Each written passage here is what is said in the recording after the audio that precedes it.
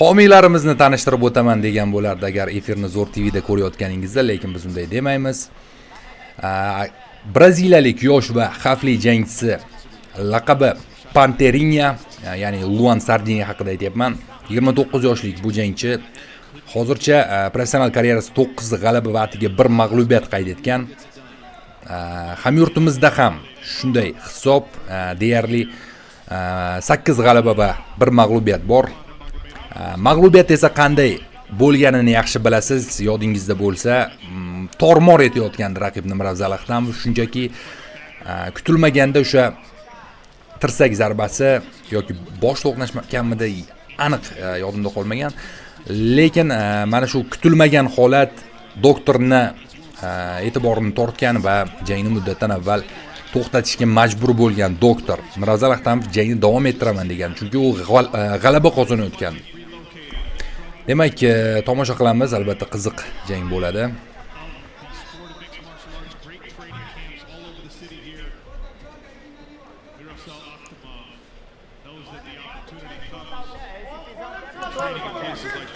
Jang albatta oxirigacha borish ehtimoli yuqori. Nega desangiz, Luan Sardinha odatda hakamlar qarorigacha jang qiladi. Chidamli jangchi, jangni stoykada olib borishiga qaramay, parterda ham o'zini yaxshi his qila oladi.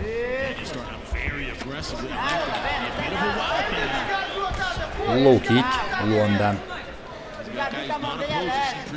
Chut box Joe Emilio jamoasida tayyorlanadi.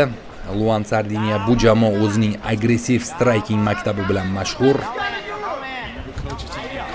10 qo'l zarbasi Miravzaldan. Lekin agressiv maktabdan Sardinha biroz ikkinchi raqamli jangchi bo'lib chiqqan. Odatda ikkinchi raqamli jangchi bo'lib ishlashni yaxshi ko'radi.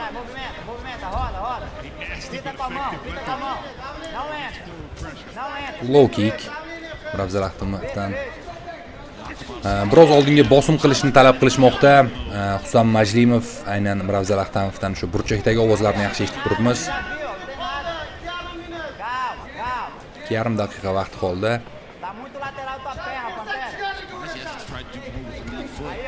O'ng qo'l zarbasi Ahtamovdan. Hozircha jiddiy qarama-qarshilik ko'rmayapmiz stoykada. Mana hozir chap qo'l yaxshi ishlayapti. Menimcha biroz ko'zga qo'l kirib ketgan ko'rinadi. Time out e'lon qilinadi. Albatta hamyurtimiz o'ziga kelib olishi kerak. Birinchi raund hozircha raqiblar bir-birlarini o'rganishmoqda. Low kick mana bu yerda Sardinyadan. Ahtamov hozircha raqibga bosim qilmoqda. Sardinha esa ikkinchi raqamli bo'lib ishlamoqda ko'p vaziyatda. Yana oldinga boryapti hamyurtimiz. Tana qismiga zarba, overhand. Miravzal Ahtamovning zarbalarini yaxshi bilamiz. Og'ir zarbalar raqibni yaxshigina kutib olib uxlatib qo'yishi mumkin. Lekin Sardinha chidamli jangchi. Shuni esdan chiqarmaslik lozim. Aynan Miravzal Ahtamov bilan jang oldi gaplashganimda hech narsasidan qo'rqqanim yo'q raqibni, faqat chidamliligi biroz xavotirga solyapti degandi. Ya'ni shu 3 raund jang qilishi mumkin to'xtamay. Bu degani hamyurtimiz 3 raund kuchni teng taqsimlash kerak bo'ladi agar mana bu ssenariy bo'ladigan bo'lsa. Aylanma zarba bosh qismiga Miravzal Ahtamovdan. Oldinga boryapti Sardinha. Yana bir aylanma zarbadan qochib qoldi Miravzal Ahtamov. Tana qismiga zarba, oldinga boryapti. Biroz tezlashyapti jang. Borgan sari biroz tezlashmoqda. Chap qo'l bilan ushlashni tavsiya qilmoqda Husan Majlimov. Ya'ni shu chap qo'l bilan kutib olishni.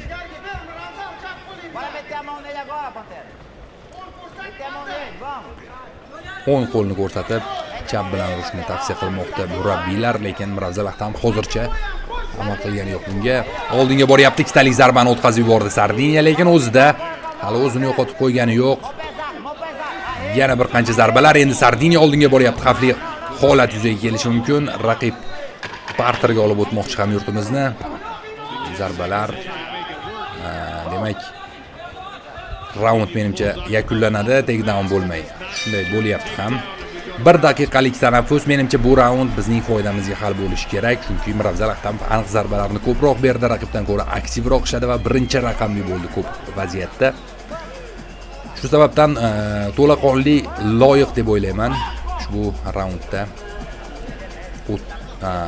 19 hisobida hamyurtimiz g'olib bo'lishga. Takroriy lavhalarni tomosha qilamiz. Mana bu yerda zarbalar.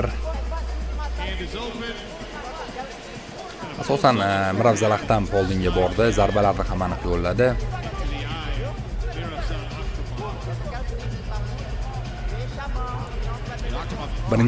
Birinchi raund hozircha yaxshi, yomon emas. Endi mana shu tempda davom etishimiz kerak.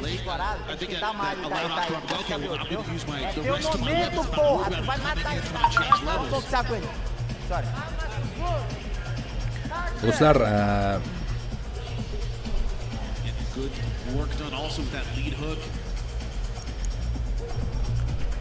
kimdaki efir qotayotgan bo'lsa, bu sizning telefoningizdan bo'lishi mumkin. Bizda efir yaxshi ishlayapti, hech qanday qotishlar yo'q.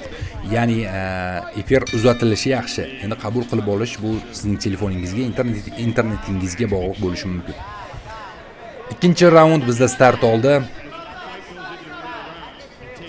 Eslatib o'taman, ushbu oqshomning asosiy jangida o'sha uzoq kutilgan revansh jangi Paul Hughes Usman Nurmagomedov bilan jang qiladi. Oldinga boryapti Miravzal. Yana bir nechta zarbalar. Zarbalar almashinuvi tezlashyapti. Mana bu yerda biroz xatoga yo'l qo'yilyapti. Yo'q, turib oldi. Xato to'g'rilandi. Oldinga boryapti Miravzal Ahtamov. Ehtiyot bo'lish kerak. Sardinya. Chap qo'l zarbasi yaxshi o'tdi.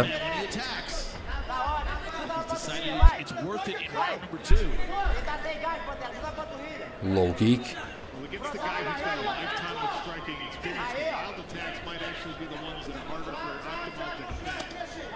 Bosh qismiga zarba.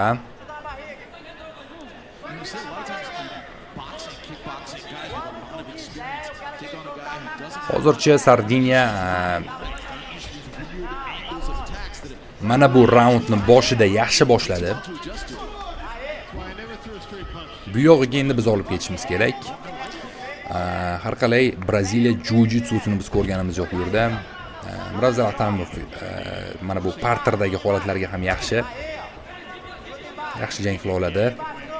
Takedownlardan himoyasi ham yomon emas. O'ng qo'l zarbasi Ahtamovdan. Oyoq zarbalari xavfli Miravzalda. Oyoq zarbalarini ham qo'shish kerak. Chap qo'l. Yaqin masofada jang davom etadi. Nazorat Miravzal Ahtamovda.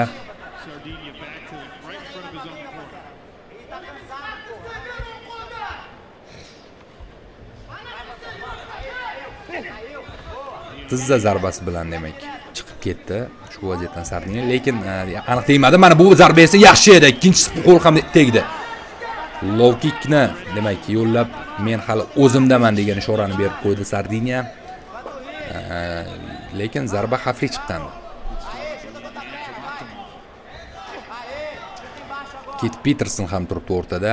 Tajribali referi, UFC'da anchagina katta janglarda ishtirok etgan. Ikkinchi raundning yarmi ortda qoldi.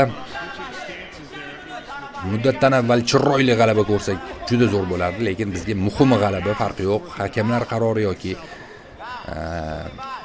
muddatdan avval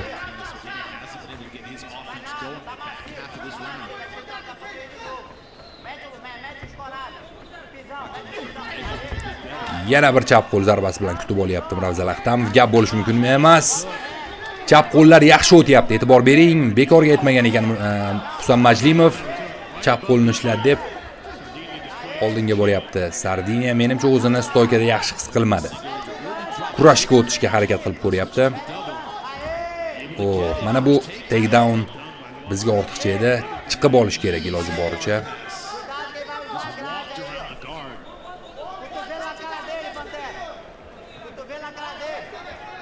Hozircha tutib turibdi raqib Miravzal Ahtamovni. hammasi bizni foydamizga ishlayotgandi bu raundda. Mana shu takedowndan chiqib ketish kerak va shunda bu raund ham bizni foydamizga hal bo'ladi. Iloji boricha talofatsiz chiqib ketish kerak.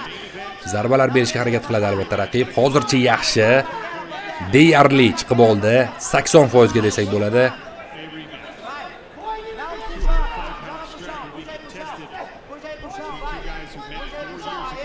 Bo'yinni berib qo'ymaslikni tavsiya qilishmoqda Miravzal Ahtamovga.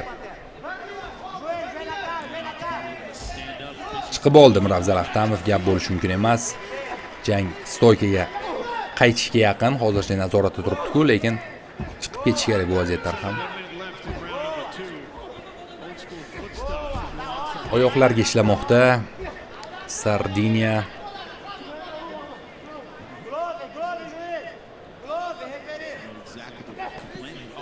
30 soniya vaqt bor bu raundda.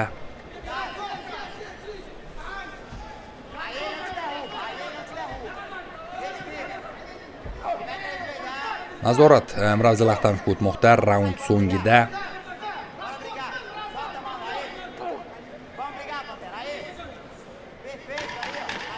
So'nggi 10 soniya. Zarba bilan chiqib ketyapti Sardiniya. Mana bu yerda esa ikkitalik yaxshi zarbani ham qabul qilib oldi o'zi. Oldinga boryapti Miravzal Ahtamov va ikkinchi raundga nihoya yasaldi. Endi bilmadim bu raundda hozircha raund o'rtalarini yaxshi oldik. Boshi bilan oxiri Sardiniyaga o'tib ketib qolgandik. Biroz ikkilanish bor. Miravzal Ahtamovga berilgan bo'lsa zo'r bo'lardi. Shu bilan hakamlar qarorini hal qilib qo'ygan bo'lardik. Faqatgina 3-raund ishlab bersak bo'lardi. Takroriy lavhalar.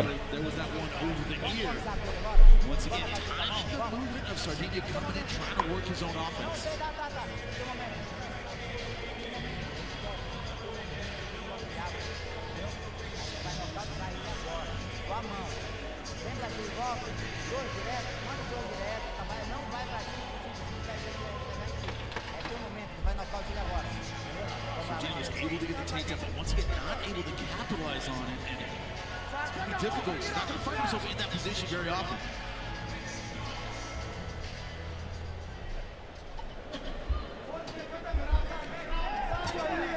Demak, oxirgi raund do'stlar, hal qiluvchi raund, kelajak uchun ham muhim raund. Ko'ramiz, yana 5 daqiqa vaqtimiz bor. 5 daqiqa ichida bemalol nokautga ulgursa bo'ladi.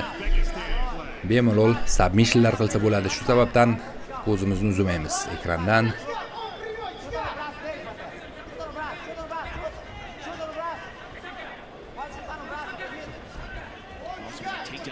Sekin astalik bilan boshlanmoqda bu raund.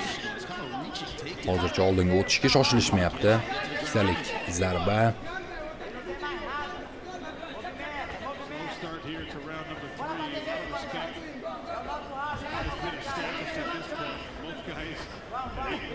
Stoperlarni yo'lladi.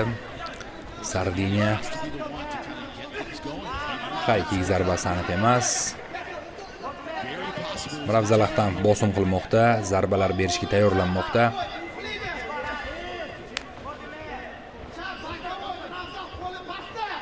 Chap Bakavoy zarbasini so'rashmoqda. Husan Majlimov so'ramoqda Miravzal Ahtamovdan.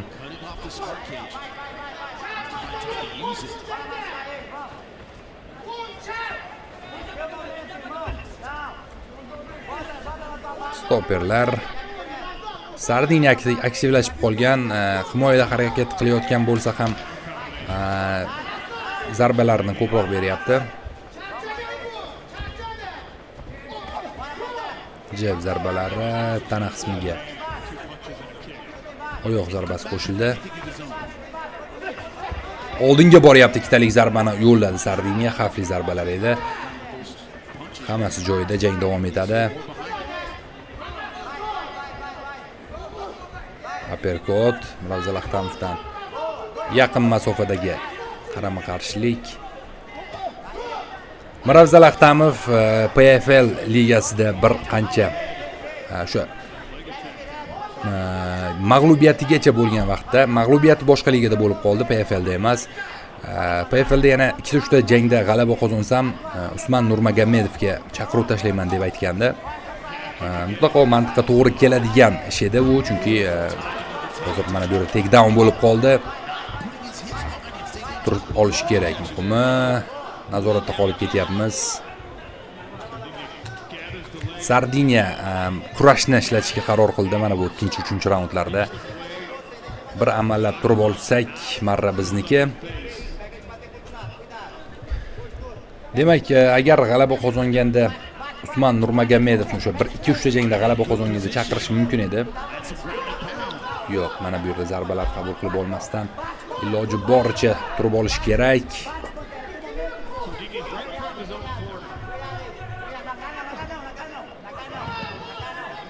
Bosh qismiga tizza zarbasini berganday bo'ldi. Sardinya menga ham shunday ko'rindi va Miravzal Ahtamov ham o'sha vaziyatda hakamga qarab qo'ydi. Kit Petersonga.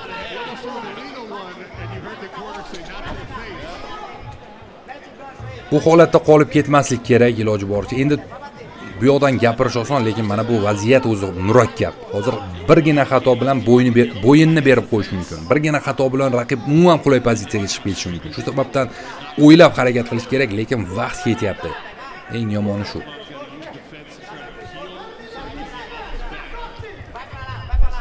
Bir daqiqa vaqt bor, turib olish kerak.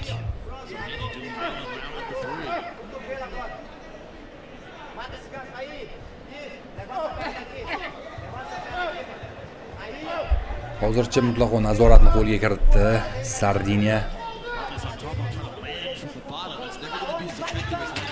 Umid qilamiz mana shu ikkinchi raund bizni foydamizga hal bo'lgan. Chunki bu raund biroz murakkab. Ikkinchi raundni bizni foydamizga berishgan bo'lsa, juda zo'r bo'lgan bo'lardi.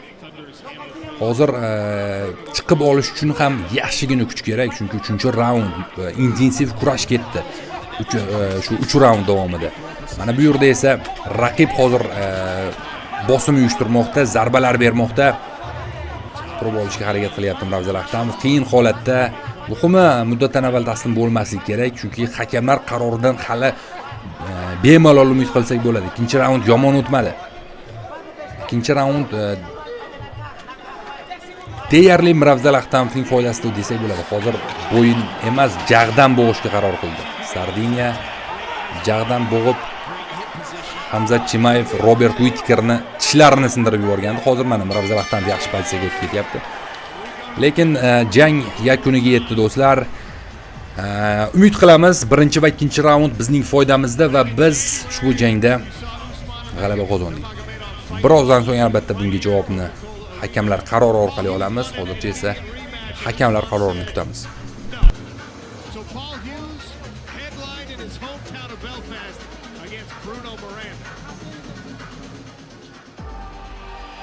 Listen to this Belfast crowd as their hometown boy makes the appearance.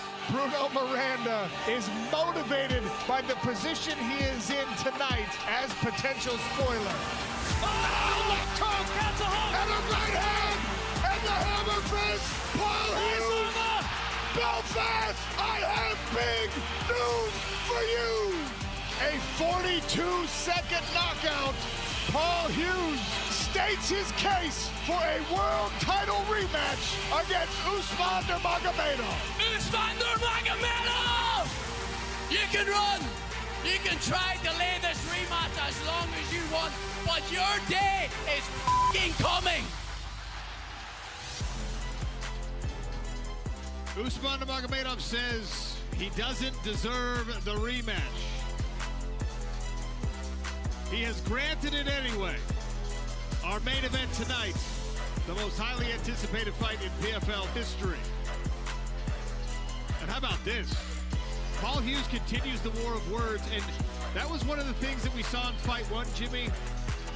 Just compromising the confidence of Usman Nurmagomedov. A small victory in and of itself, not enough to take home the win. Demak, do'stlar, Continues to plant these seeds, and he makes a point. Nobody's bigger than the organization. oqshomning asosiy jangi Usman Nurmagomedov Paul Hughes o'rtasida bo'lib o'tadi. Albatta, bu jangni ham o'zbek tilida sharhlab boraman. Kanaldan uzoqlashmang. Asosiy jangni ham birgalikda tomosha qilamiz. Bungacha ham qiziqarli janglar bor. Efir albatta oxirigacha bo'ladi. Efirni bemalol tomosha qilishingiz mumkin. Has been lighting up the PFL MENA scene. You also know that Florin Zendelli has done the same for PFL Europe. That's still to come. Biz esa demak g'olib nomini bilib olishimiz kerak. Coca-Cola Arena safe out. Hozir e'lon qilib berishadi albatta. Judges scorecards to Paulo Melkuzel Costa ham shu yerda ekan, And UFC now, jangchisi. ladies and gentlemen, the fourth fight of the night has gone the distance, and now we turn the